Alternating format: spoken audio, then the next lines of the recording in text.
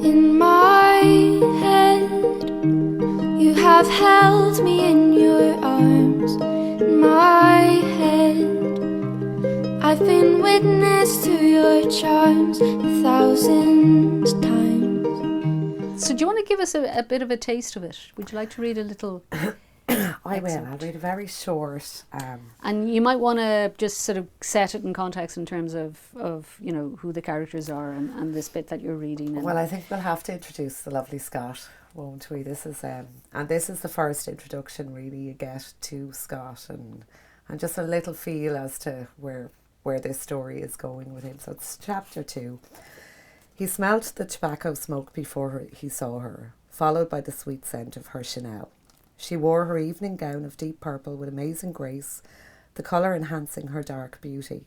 She was striking, her presence a force of nature, and she appeared far taller than she was. He knew she'd been there for some time, just watching, trying to understand him, but ultimately not caring. She leaned against the door frame as she held a cigarette in a gloved hand.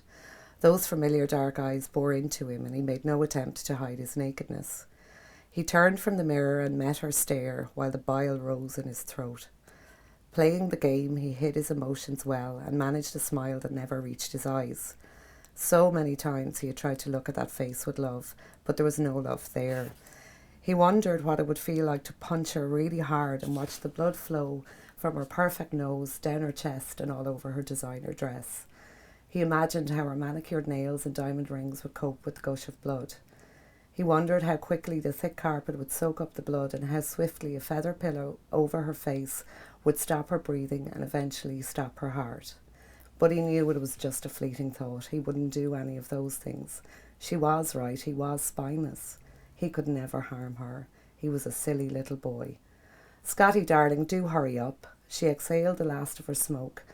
"The guests will be arriving shortly and I expect you downstairs beside me to greet them." Years of elocution had just about buried the Italian accent. Years of elocution at father's expense. "Yes, mother," he said without emotion. I dream, 'cause it's the closest I'll ever get to you.